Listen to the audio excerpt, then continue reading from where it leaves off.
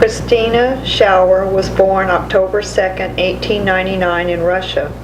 Gotlieb Ackerman was born May 6, 1897 in Russia. Christina Schauer and Gotlieb Ackerman were married September 25, 1917 in Prairie County, Montana after 3 weeks of courtship. The family historian Bertha Schultz has provided the following recollections.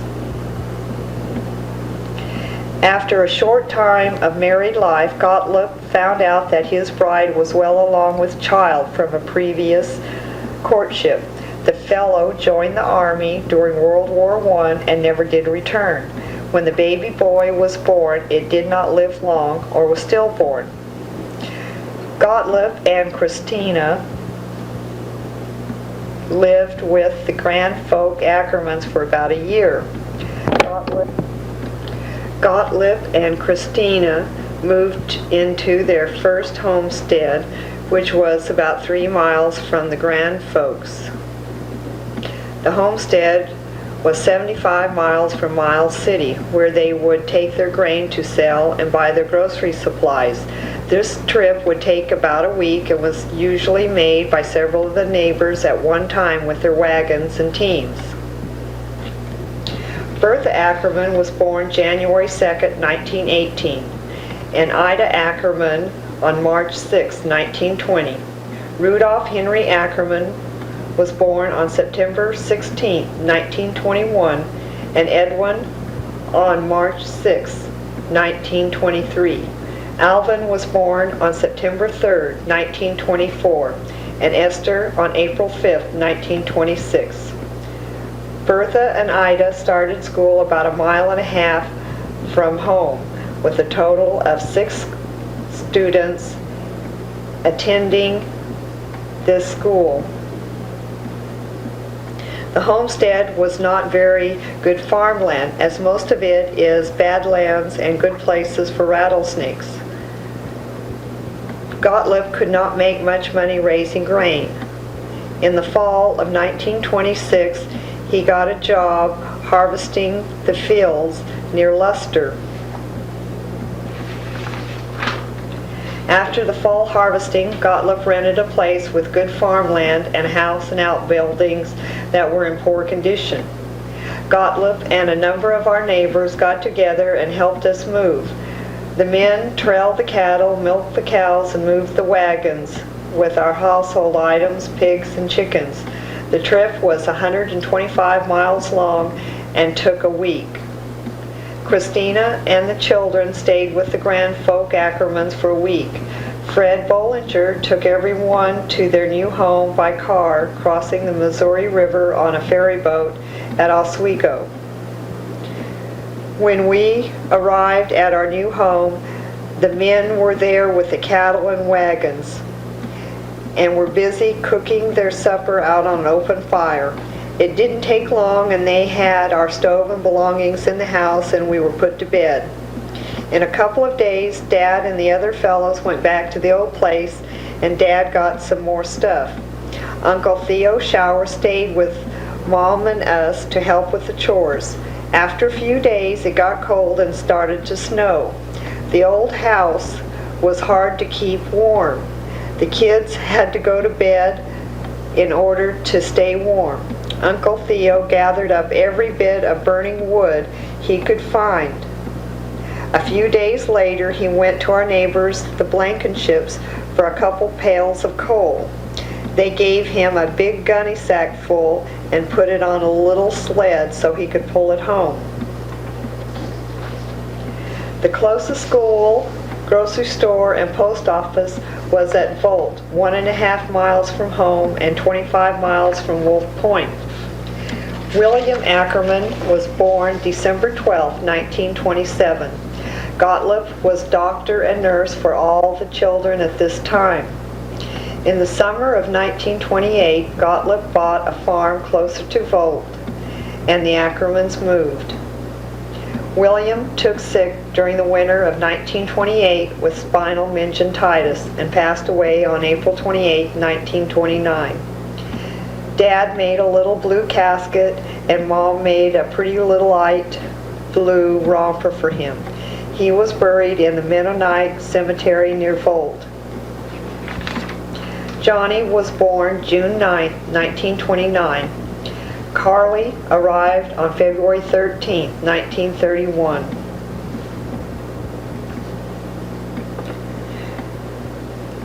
In the 1930s, the crops were not so good anymore, and the prices for grain and cattle were going lower and lower, and the rain was getting less, and the winds were getting stronger and more frequent. There was less feed for the cattle and less money to spend on the family. Dad had to sell some of the cattle, and he only got $25 or less for one cow. Eggs were only about 10 or 15 cents a dozen, and a pound of butter about 25 cents. December 1st, 1932, dark northern spring wheat was 21 cents a bushel, and winter wheat 19 cents a bushel. Flax was selling for 75 cents. There was usually some chickens and a couple of pigs and a few milk cows, so we always had something to eat. Tilly arrived on April 21st, 1933, and Marvin on November 28, 1934. In 1935, some friends, the John Schaefers, came from Washington for a visit, and they were saying how nice it was in Washington. It never gets very cold, and there was plenty of wood for fuel, a lot of fruit, and the fishing was good. All this sounded very good, so in the summer of 1935, the folks and the John Schaefers took a trip to Washington to visit. In the summer of 1936, Christina and Gotlieb went out there again and found a place to rent. In September 1936, they returned home and had a sale and sold everything except the bare necessities. The animals were shipped to Port Townsend. The cook stove, the table and chairs, 3 beds, pots and pans, and clothing was loaded on a 4-wheel trailer behind the Chandler car. The trailer had to be reinforced before we even made it to the Grand Folk Ackermans. The next stop was for dinner with Grandpa and Grandma Shower in Wolf Point. From there we went to Fort Peck and spent the night with Uncle Theo Shower. Aunt Emma always found enough for everyone to eat, but when it came to bedtime, that was a little problem with 12 extra ones. But a number of us kids slept in and under the cars. Come morning, Aunt Emma fed us all a good breakfast, and we were on our way again. We made it to Great Falls that evening, and what a thrill it was for us to see that huge chimney by the smelter and all the lights of the town. We got a couple of cabins by the river and had our supper, and after that, Dad had to go downtown, so he took a number of kids along to see the store windows. Some people at the same campground had more food than they wanted, so they gave it to us. The next morning we had smothered onions and scrambled eggs. We packed up and headed south to Helena, and there Dad let us all go inside the Capitol. Tilly was 3.5 years old and always in the lead until she ran head first into a mounted buffalo. The next day, we went over McDonald Pass and crossed the Continental Divide between Montana and Idaho. The brakes got very hot going down, and we had to stop and pour water on them to cool them off. We arrived at Spokane. The trailer was left in a garage, and we went to Deer Park to Aunt Barbara's and Uncle Chris Finkbeiner's for the night.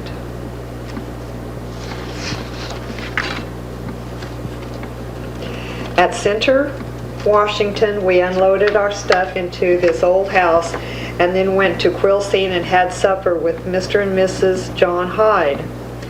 We spent the night with John Schaefer. Mother had canned pork and sausage for our trip. Grandma Ackerman had sent extra goodies along with us for our trip. We never had anything special to eat along the way, except one day Dad bought us all 5-cent ice cream cones. In those days, a 5-cent cone was a big one. The clerk gave us extra big cones as none of us were overly fat. Dad and Mom soon made arrangements for all of us to go to school. Ida was attending high school at Chimacum. Ida, Rudy, Edwin, Alvin, Esther, and Johnny caught the school bus about 3/4 of a mile from the house.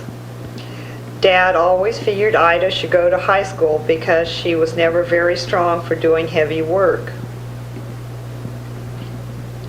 I was a little more husky and could handle the heavy work. I had to miss a lot of school to help out at home whenever there was a need for extra help. On December 24th, 1936, Herbie was born. The landlady gave us a nice big hen, so Ida and I fixed it for Christmas dinner. Rudolph Schultz had arrived some time ago with his trailer house and spent the winter in our yard, cutting firewood for sale. In the spring, Rudolph and I were married and went back to Montana, where Rudolph had his farming interest. Dad and Rudy came back here the same time we did, and they put in a crop, but it was so dry and windy that there was no crop worth coming back to harvest. During that trip across country, we had 8 kids packed into the back seat of our Chandler car. I can't recall any bad fighting or misbehaving of any great concern. I had a comfortable seat all the way. I sat in front between Dad and Mom had Marvin on her lap all the way. Some of the older ones say when they got out of the car at the end of the trip, they were so bow-legged they could hardly walk from someone sitting on their knees all day for a week straight, and some of their legs never did straighten out. Alvin says someone along the way poked him on the nose with their elbow and he had a nosebleed, and that's why his nose is crooked. I don't know what happened to Carl's nose. Elmer was born March 3rd, 1939, and Betty Jane was born May 8th, 1940. Thank you, Bertha, for being the family historian. I am Arlene Diane Ackerman Hawkins, the daughter of Rudolph H. Ackerman. I have prepared this memorial of Rudolph H. Ackerman on behalf of my brother, William Eugene Ackerman, and myself. There is a time to give birth and a time to die, a time to plant and a time to uproot what is planted. Rudolph H. Ackerman was born to Gotlieb, Ackerman, and Christina Schauer in Purewater, Montana on September 16, 1921. Rudy attended grade school in Purewater, Montana. On October 17, 1938, he joined the Civilian Conservation Corps in Quilcene, Washington. He received his 8th grade graduation certificate while in the CCs. He received an honorable discharge from the CCs on September 28, 1940, and received his final pay of $4.61. From there, Rudy went to Boeing in Seattle and applied for work. After several days of mechanical aptitude testing, he was hired at Boeing.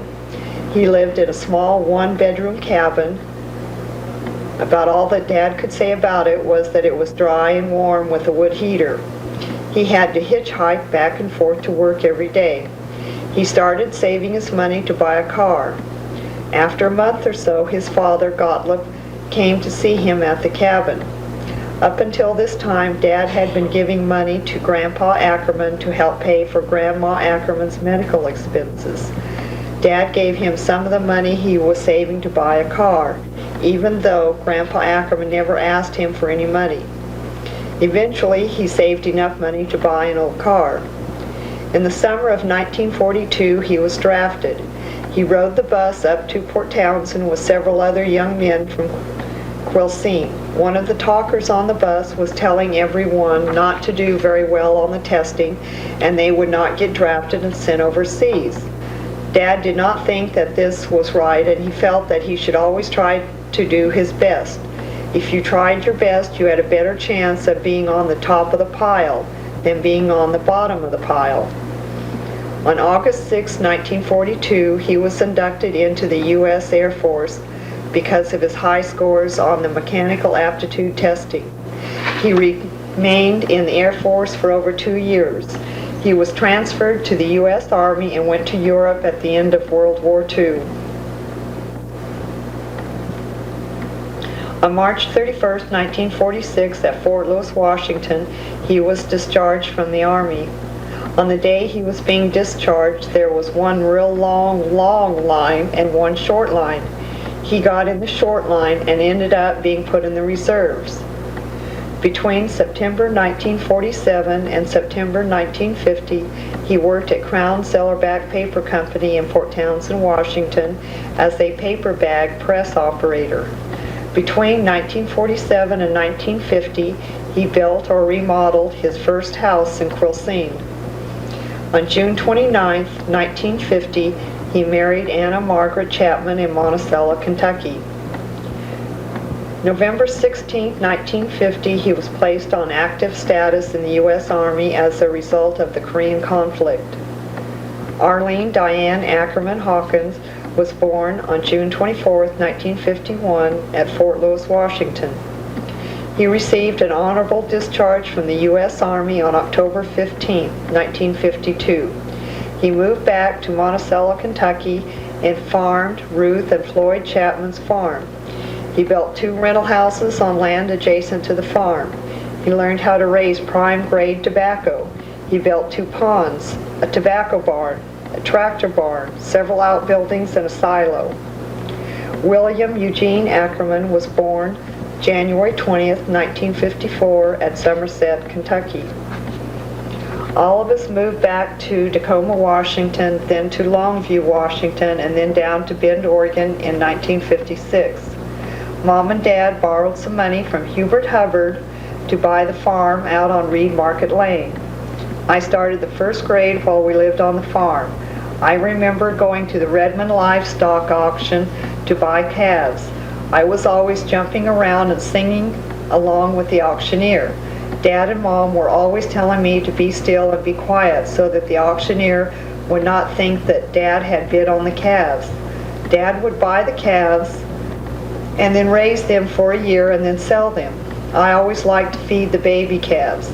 I was always trying to ride the older calves until I took a bad fall one time. That ended my rodeo days. Our first Christmas on the farm, Bill got a complete cowboy outfit: chaps, vest, guns, holster, and hat. I cried and cried because I did not get one. That very next morning, there was a cowgirl outfit for me by the tree. While we were living out on the farm, Dad built me a bunk bed for my dolls for Christmas. He had made it out of scrap lumber. It was so pretty, well made, and strong. I always loved it. St. John's chapter 14, verse 1 through 6.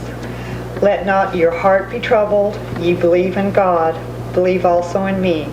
In my Father's house are many mansions. If it were not so, I would have told you. I go to prepare a place for you. And if I go and prepare a place for you, I will come again and receive you unto myself, that where I am, there ye may be also. And whither I go ye know, and the way ye know. To whom hath said unto him, Lord, we know not whither thou goest, and how can we know the way? Jesus said unto him, I am the way, the truth, and the life. No one cometh unto the Father but by me. St. Luke's. If a son shall ask bread of any of you that is a father, will he give him a stone? Or if he ask a fish, will he for a fish give him a serpent? Or if he shall ask an egg, will he offer him a scorpion? If ye then, being evil, know how to give good gifts unto your children, how much more shall your heavenly Father give the Holy Spirit to them that ask him? During the day, Dad worked at Ben Millworks. At night and on the weekends, he was either farming or doing carpenter work on our house or on the new house. The house that we lived in did not have a bathroom. We took baths in a big round galvanized tub and used an outhouse. Dad did get the bathroom all working just before he sold the farm. Dad sold the farm in 1958 because he could not make enough money farming to make the loan payments and to make the payment to Hubert Hubbard. We moved into town to 780 Newport. Dad was still working at Ben Millworks. I never remember him coming home from work and just sitting down and doing nothing. He was always working out in the garage or working on a house. During his life at Bend, Oregon, he owned and remodeled 11 houses. I think he owned more property over his lifetime than cars, when you exclude his vintage car collection. He worked for the U.S. Forest Service, the Civil Service at Bangor, and various locations in Oregon. When he was not employed with the Civil Service, he did carpenter work in Bend. Proverbs, a man's heart devises his way, but the Lord directeth his steps. He was always working to provide for his family. He taught us how to work and that there are no free rides in this world. He taught Bill and I to stand up for one another, to be self-reliant, to respect ourselves, and to have respect for others, and to be compassionate. He taught us to do a job to the best of our ability and to be proud of our accomplishments. He was a proud, independent, slow to anger, and quiet man. He might not have showered us with displays of love and affection, but he had to have loved us a lot to come and find us when we needed him the most. Bill was there with him during his prostate cancer surgery. Ryan was there with him during his recovery from his heart attack. Jim, Ryan, and I shared his last months.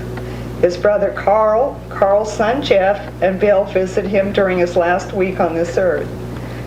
Bill and I are appreciative and grateful for having a loving father. He will always be with us in our hearts and memories.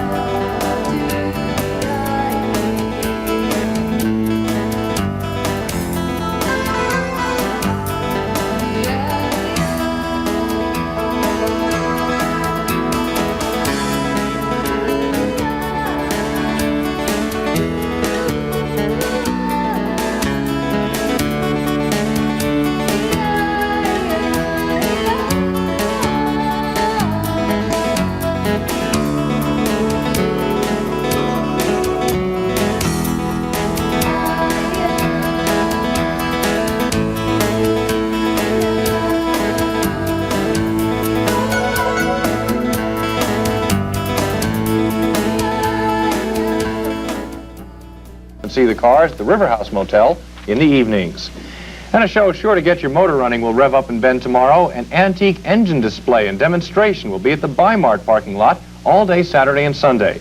Dina Napoli talked to a member of the Central Oregon Engine Club about his hobby of collecting antique engines. Rudy Ackerman of Bend has an incredible collection of engines.